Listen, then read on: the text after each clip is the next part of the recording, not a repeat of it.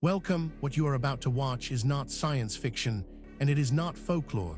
It is a serious investigation into one of history's most compelling unresolved questions: the mystery of the Knights Templar's secret, what the medieval order really possessed, and why they were destroyed. Across the world, in universities, research institutes, and field excavations, serious scholars are wrestling with evidence that does not fit the accepted story. Evidence that has been documented, measured, and peer-reviewed, and that still has no satisfying conventional explanation.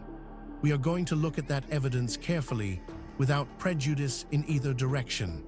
Not dismissing what is extraordinary, but not accepting it without scrutiny either. The truth, as always, is in the details. On Friday, October 13, 1307, a date that may be the origin of Friday the 13th as an unlucky day, the King of France, Philip Roman IV, ordered the simultaneous arrest of every Knight Templar in France. Hundreds were seized in dawn raids. Within weeks, they were being tortured in the dungeons of Paris, and the confessions extracted from them described practices so outrageous that they shocked medieval Christendom. The denial of Christ, the spitting on the cross, the worship of a head called Baphomet, the commission of obscene acts during initiation ceremonies. 2 years later, under intense papal pressure, the Pope abolished the Order of the Knights Templar entirely, an organization that had existed for 196 years, that had been the most powerful military force in the Holy Land, that had controlled a banking network extending across Europe, and that had accumulated wealth and land holdings that rivaled European monarchies. 54 Templars who recanted their confessions were burned as relapsed heretics. The order's last Grand Master, Jacques de Molay, was burned at the stake in Paris in 1314, reportedly cursing both the king and the Pope from the flames. Both were dead within a year. The Templars were founded in Jerusalem in 1119 CE by 9 French knights who declared their mission was to protect Christian pilgrims traveling to the Holy Land. They were established in a section of the Temple Mount compound, the site of Solomon's Temple, from which they took their name. The order grew rapidly, receiving papal endorsement that exempted it from local laws and taxes and allowed it to build a network of commanderies across Europe that served as both military bases and commercial centers. By the 13th century, the Templars had invented what were essentially letters of credit. Travelers could deposit money in Paris and withdraw equivalent funds in Jerusalem, making the Templars the founders of modern banking as much as a crusading military order. The reason for the Templars' destruction was almost certainly financial rather than theological. Philip Roman IV of France was catastrophically in debt to the Templars, who held his loans, as well as the debts of the French crown going back several generations. Destroying the order allowed him to cancel the debt and seize the order's French properties simultaneously. The heresy confessions were extracted under torture and subsequently recanted by virtually all who survived the initial wave of arrests. The charges were almost certainly fabricated, but the mystery of what the Templars actually found during their years in the Temple Mount compound, and what happened to the Templar fleet and Templar treasury that disappeared in the days before the October 13 arrests, has fueled centuries of speculation. This is where our investigation begins. Stay with us, because the further we go into the evidence, the more extraordinary it becomes. The story you think you know is only the surface. Beneath it lies something far more remarkable. Let us begin. Before we go further, if you are finding this investigation compelling, please take a moment right now to like this video, drop a comment below with your thoughts, and share it with someone who loves a good historical mystery. If you are watching on YouTube, hit subscribe and tap the bell icon so you never miss a new episode. If you found us through Facebook, tap follow on our page. It takes just a few seconds, and it genuinely helps us keep making these documentaries. Now, let us get back to the investigation. Before we examine the specific evidence, we need to step back and understand the context. This case does not exist in isolation. It sits within the landscape of modern documented mysteries, and to properly evaluate what we are looking at, we need to understand the broader picture that surrounds it. The 20th and 21st centuries were supposed to be the age of answers. Science had decoded DNA, split the atom, put humans on the moon, and mapped the genome. By the logic of accelerating discovery, every mystery should be converging toward explanation. And yet the ledger of genuinely unexplained phenomena, events witnessed by credible observers, investigated by serious researchers, and still lacking a satisfying account, has not shrunk. If anything, it has grown. Part of this is a failure of classification. Phenomena that do not fit established categories tend to be dismissed rather than investigated, filed under anecdotal or mass hysteria, and removed from serious consideration. This is not always wrong. Genuine hoaxes and misperceptions account for a large portion of anomalous reports. But the dismissal is sometimes premature, and the cost is real. Cases that might have yielded genuine insight are closed before they are fully examined. Witnesses are discredited. Evidence is lost. The question is never properly asked. The cases that endure, that survive rigorous scrutiny, and still refuse to yield to conventional explanation, are a small but significant set. They share certain characteristics: multiple independent witnesses, physical evidence consistent with witness testimony, and a complete absence of any plausible prosaic explanation that accounts for all the data.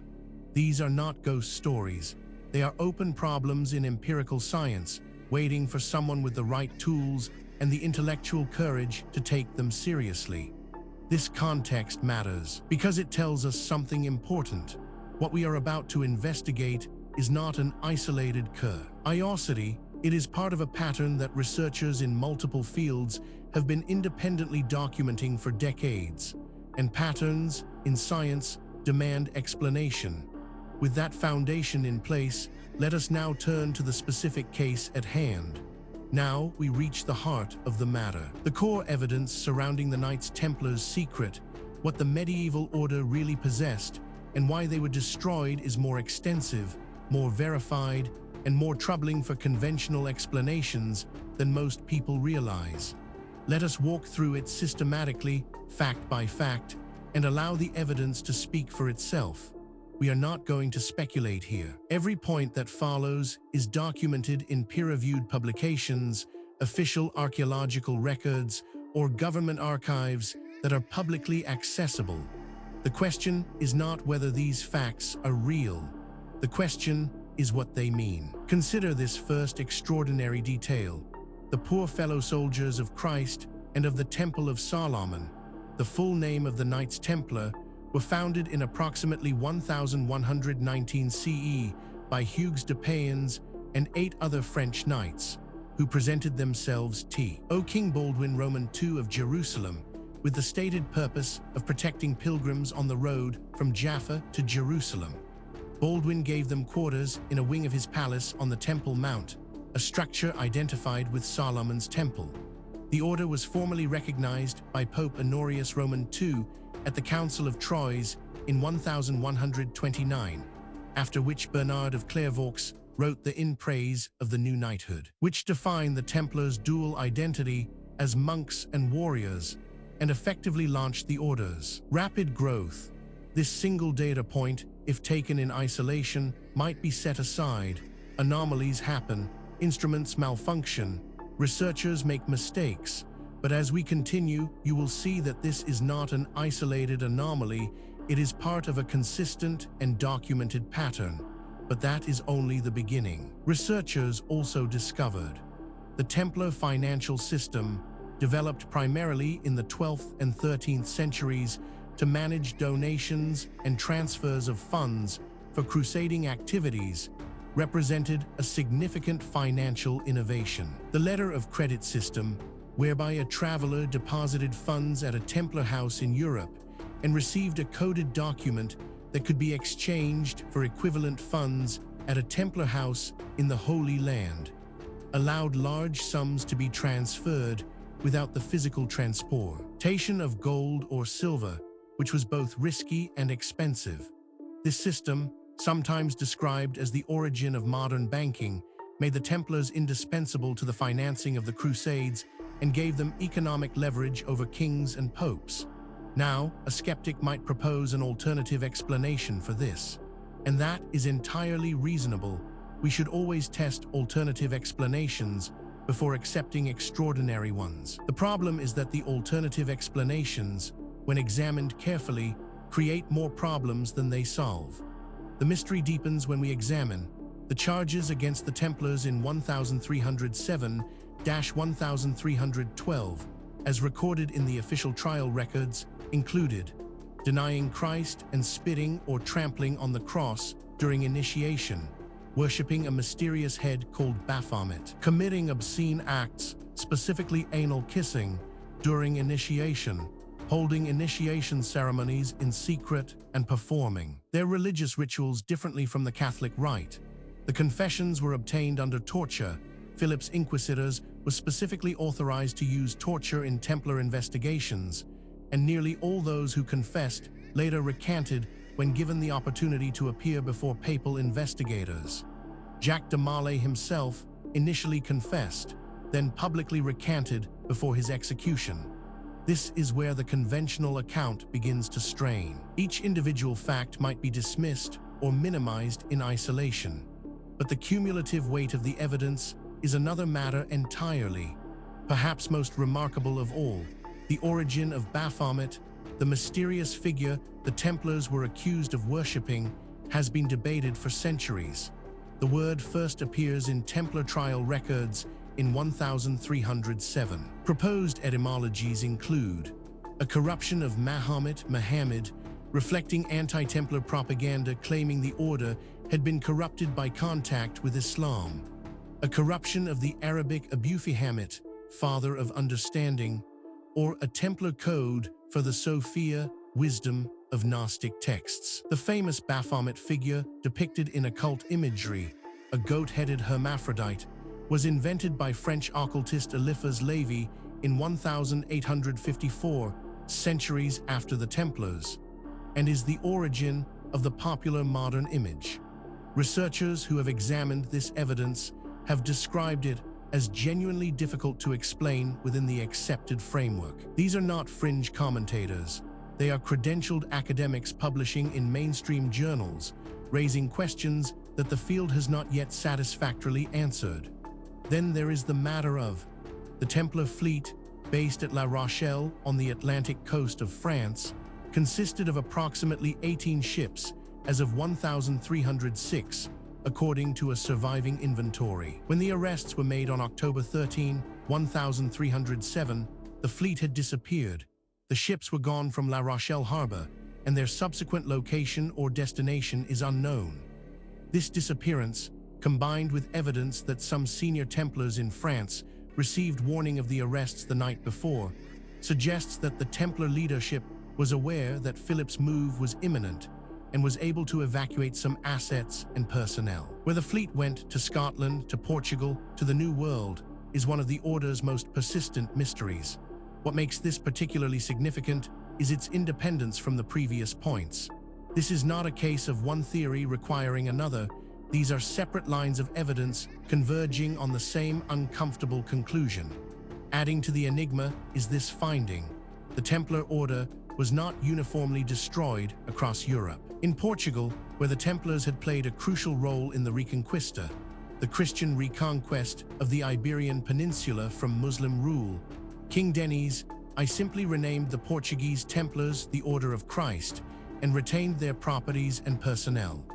Many Templars in Aragon, Scotland, and England were acquitted of the charges or given mild penances. In Switzerland, some historians argue that refugee Templars contributed to the founding of the Swiss Confederation in 1291, just before the arrests, and to the distinctively Swiss military organization that developed in the 14th century.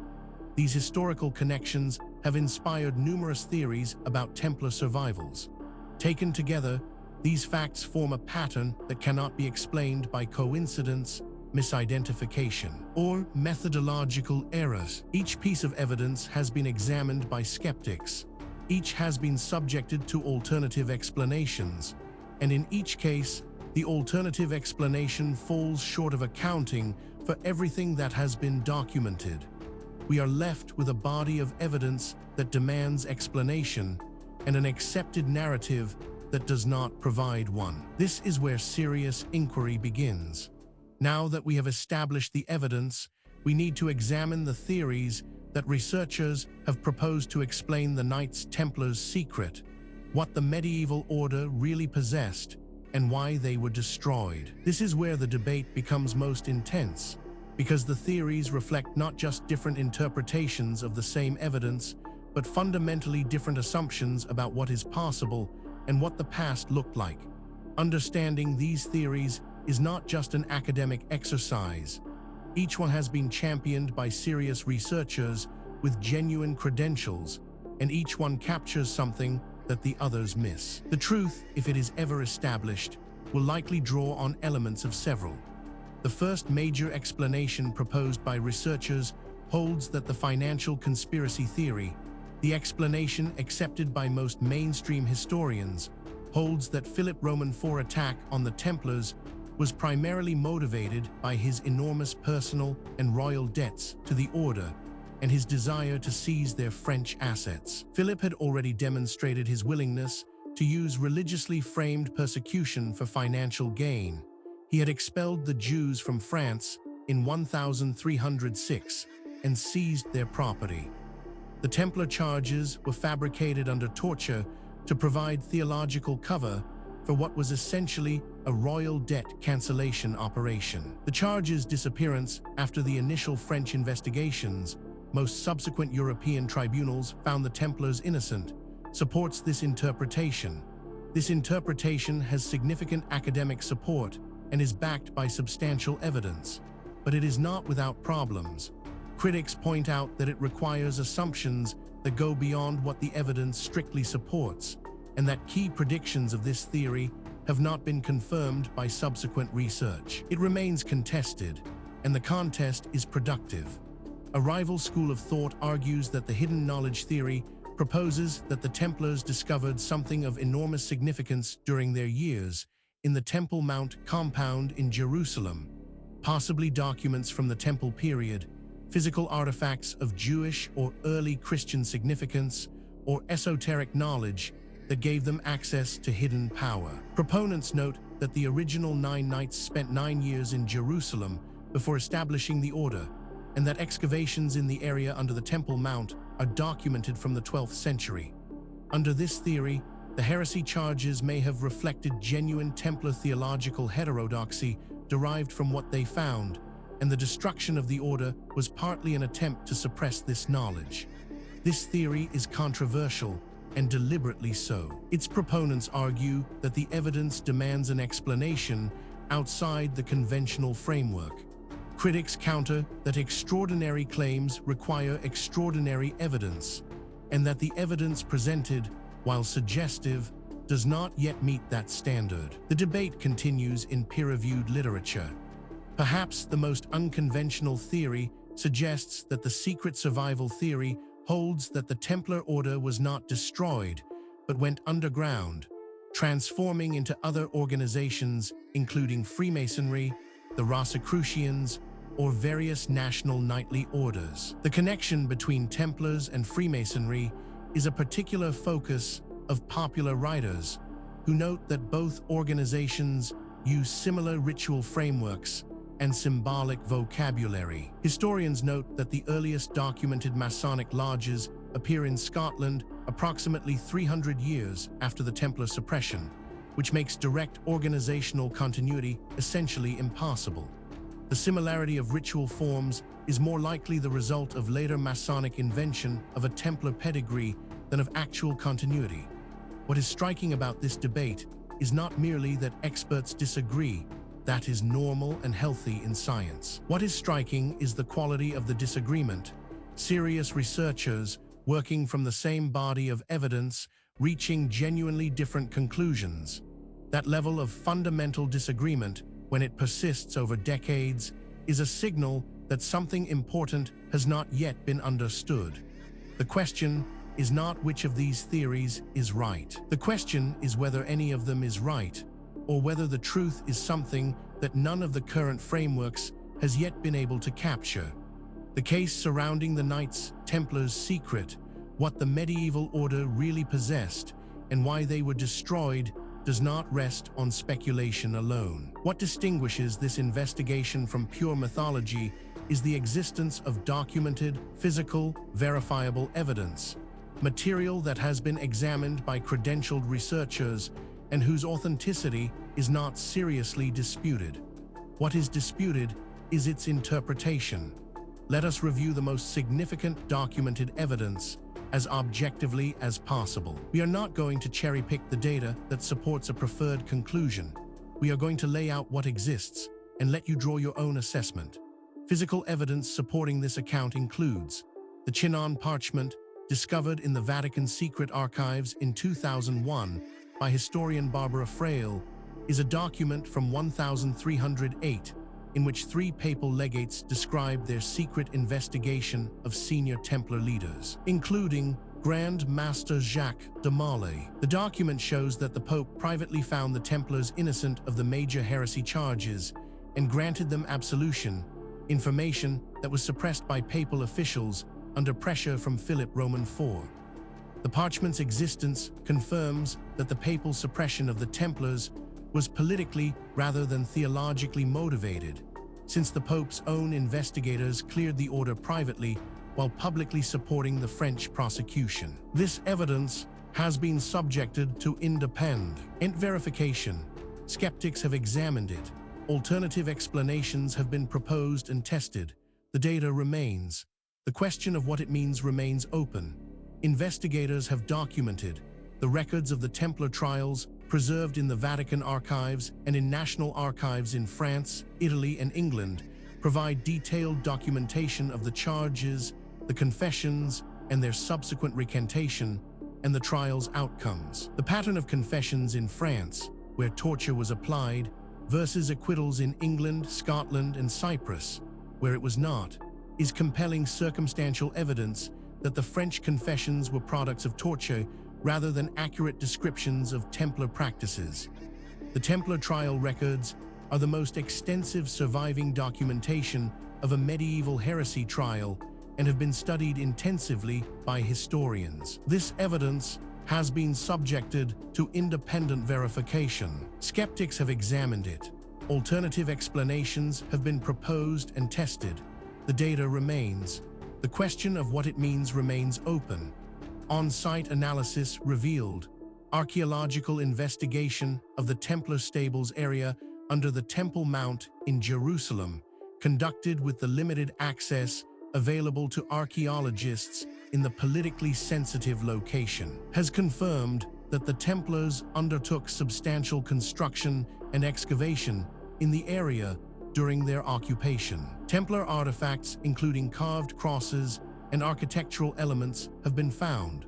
The degree to which the Templars explored the underground spaces of the Temple Mount area, potentially including ancient cisterns and tunnels from the Herodian and earlier periods, cannot be fully assessed with current access restrictions and remains a focus of considerable speculation. This evidence has been subjected to independent verification. Skeptics have examined it. Alternative explanations have been proposed and tested. The data remains. The question of what it means remains open. Each individual piece of evidence might, in principle, be explained away. A single anomalous artifact might be misidentified. A single anomalous date might reflect contamination. A single anomalous eyewitness account might reflect misperception. The question is whether all of the evidence can be explained away, and whether the explanations required are more or less plausible than the evidence itself. When multiple independent lines of inquiry converge on the same conclusion, that convergence is the most powerful signal in empirical science. And that is exactly what we are seeing here. We have examined the history, the evidence, and the theories surrounding the Knights Templars' secret, what the medieval order really possessed, and why they were destroyed. Now we need to ask the question that is sometimes overlooked in discussions of ancient mysteries. Why does this matter?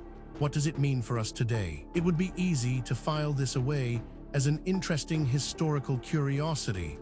a puzzle from a distant past with no bearing on our present lives. That would be a fundamental mistake.